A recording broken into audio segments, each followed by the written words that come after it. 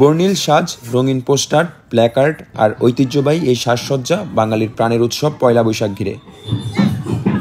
জুলাই আন্দোলন, জাতীয় মাছ ইলিশ, ফিলিস্তিনের শান্তির প্রতীক তরমুজ আর ফ্যাসিবাদী মোটিফ সহ ২১টি মোটিফ স্থান পায় আনন্দ শোভাযাত্রায়। ফলে এবারের নববর্ষ অনুষ্ঠানে যোগ হয়েছে ভিন্ন মাত্রা, যেখানে ছিল বাঙালির সংস্কৃতি, ঐতিহ্য আর দেশপ্রেম।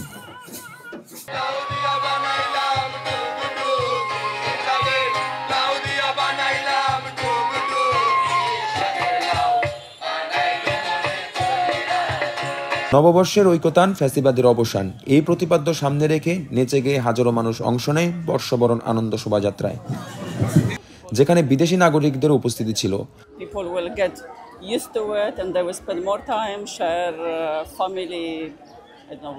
সাম্প্রদায়িক সম্প্রীতি আর ফিলিস্তিনে যুদ্ধবন্ধের আহ্বানও ছিল বর্ষবরণ অনুষ্ঠানে। এই নতুন দিনে নতুন সবার সাথে পরিচয় হোক আর না হোক, এই বছর দিনটা বছর শেষে সবাই আনন্দে থাকার চেষ্টা করি। রাষ্ট্র হবে সবার, উৎসব হবে সবার, এই প্রতিপাদ্যকে সামনে রেখে আমরা আমাদের র্যালি পরিচালনা করছি। আজকে এখানে দেখলাম যে আমাদের ইলিশ দেখলাম, তরমুজ দেখলাম, তারপর শেখ হাসিনার যে রাক্ষসের মূর্তিটা বানানো হয়েছে সেটাকে দেখলাম, তারপরে ৩৬শে জুলাই যে র্যালিটা বের হয়েছে সেটা দেখলাম, কৃষকদের র্যালিটা দেখলাম। আজকে সারাদিন আনন্দ করবো, ঘুরবো, আমার বাবা মার সাথে এসেছি, খুব ভালো লাগতেছে। পান্তা ইলিশ খাওয়া হয়েছে আলহামদুলিল্লাহ, অনেকদিন পর খেয়েছি, কারণ মাঝখানে রোজা ছিল, ঈদের পর পড়েছিল, এইবার খুব ভালোভাবে উদযাপন করা হয়েছে। সোমবার ভোরে বর্ষবরণের মূল আনুষ্ঠানিকতা শুরু হয় রমনা বটমূলের ছায়ানটের অনুষ্ঠানের মধ্য দিয়ে। আলো, প্রকৃতি, মানুষ ও দেশপ্রেমের গান দিয়ে সাজানো হয় ছায়ানটের অনুষ্ঠান, যেখানে ছিল ঐতিহ্য আর দেশপ্রেম।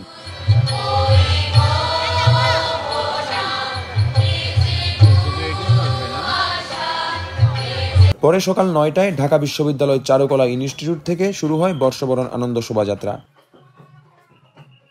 টিএসসি, শাহবাগ সহ বিভিন্ন এলাকা প্রদক্ষিণ করে পুনরায় চারুকলায় এসে শেষ হয় শোভাযাত্রাটি।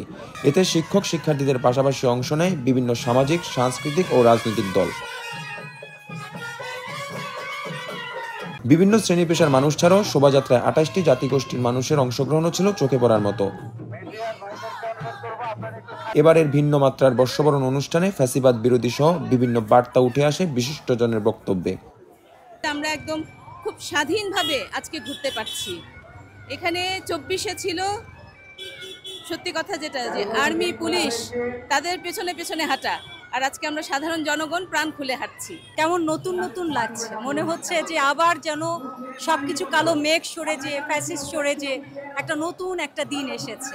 আমি চাইবো যে নতুন বাংলাদেশে অস্থিরতা নাই, জনমনে স্থিরতা আসুক। লড়াই সংগ্রামের সময় আমরা যেমন একতাবদ্ধ থাকি, এখন সময় এসেছে বাংলাদেশকে এগিয়ে নিয়ে যাওয়ার। এদিকে বর্ষবরণ ঘিরে যে কোনো অপ্রীতিকর পরিস্থিতি এড়াতে আইন শৃঙ্খলা বাহিনীও ছিল সতর্ক অবস্থানে, ছিল কয়েক স্তরের নিরাপত্তা ব্যবস্থা।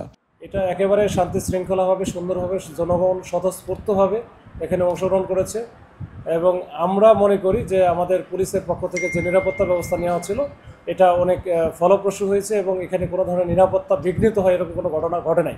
জয় চক্রবর্তী, বি নিউজ, ঢাকা।